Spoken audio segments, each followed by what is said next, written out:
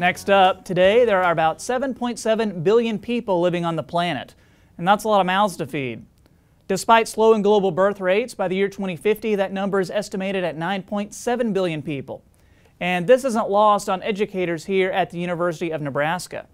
Utilizing a 3-year, nearly $1 million grant from the National Science Foundation, Dr. Jeyam Subbiah is leading a team trying to stimulate interest in the food, energy, water nexus through gaming.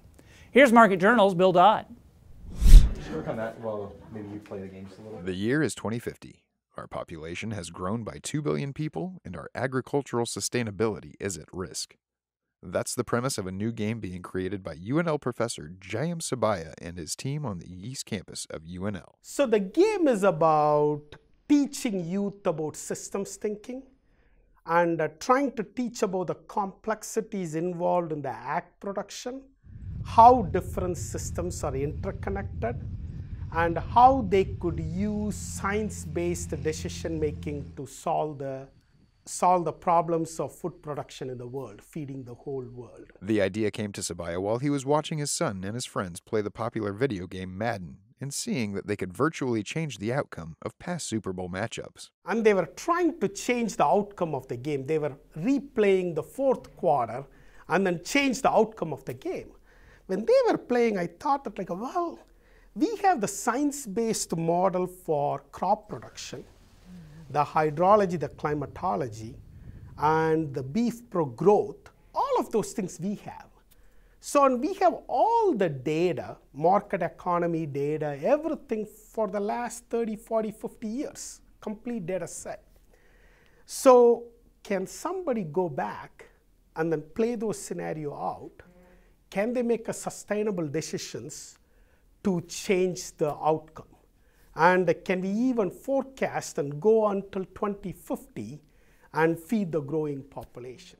The game utilizes crop growth models, weather records, all available weather models, and soil profiles among other data that goes through an output model.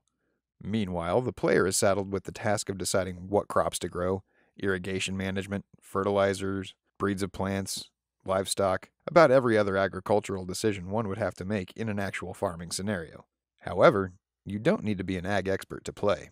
So our goal is to make sure that this game is attractive for the urban kids too, right? If we just make entertaining for the rural kids, then it's a failure. So we want to teach the urban kids that ag is a high-tech and a high-risk profession. And you can use model-based decisions, and then they can solve big challenges in this world. So far, this project is 2.5 years in the making and has relied heavily on student support to see it come to fruition.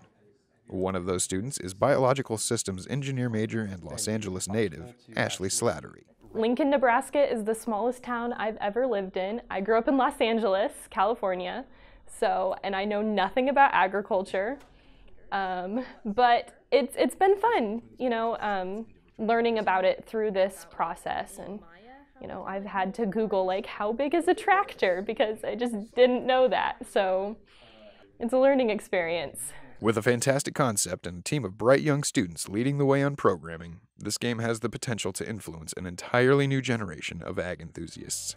Reporting for Market Journal, I'm Bill Dodd.